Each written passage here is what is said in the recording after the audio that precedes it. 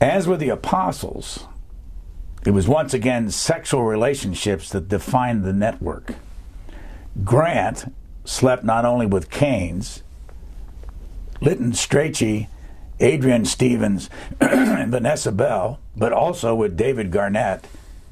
Vanessa Bell slept not only with Grant, but also with Roger Fry, and sometimes even her own husband, Clive.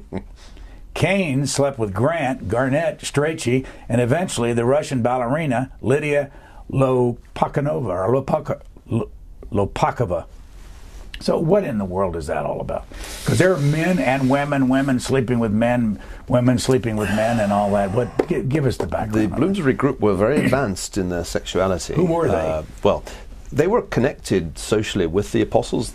Keynes was a member of both groups. Bloomsbury was a looser grouping, really of intellectuals and artists and writers who once they had left Cambridge and moved to London, initially lived in housing in the Bloomsbury district of London. And it was a social group. Its impact on the history of English modernism was enormous. But I think what's fascinating about the group as a social network, as you've just described, is this curious complexity of their sexual relationships with one another, with Keynes as a bisexual having relationships with both men and women. This sounds quite modern. You could probably do a network graph of Hollywood in the recent past that might look a little bit like this. But the reason for analysing the network is that it was so influential, and people still think of Virginia Woolf as one of the most important figures of British literature in the 20th century. She was very much part of Bloomsbury, just as Keynes was a towering figure in economics. These people shaped modernism in Britain, and their influence was certainly felt across the Atlantic in the United States. I think what made them impactful was not just that they as individuals were very talented, though they definitely were.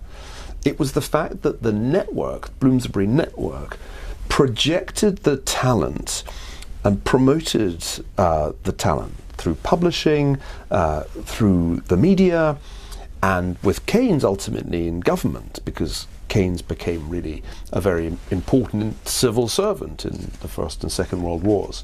So networks matter because they can take an important individual and force multiply, as we might say today.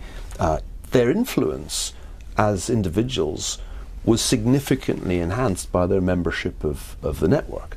No man is an island. That's an old observation, goes all the way back to John Donne, the 17th century poet. One sees in The Square and the Tower how very important this is, that even the most towering genius, and there's no question that Keynes had a phenomenal intellect, is embedded in some sense in a social network.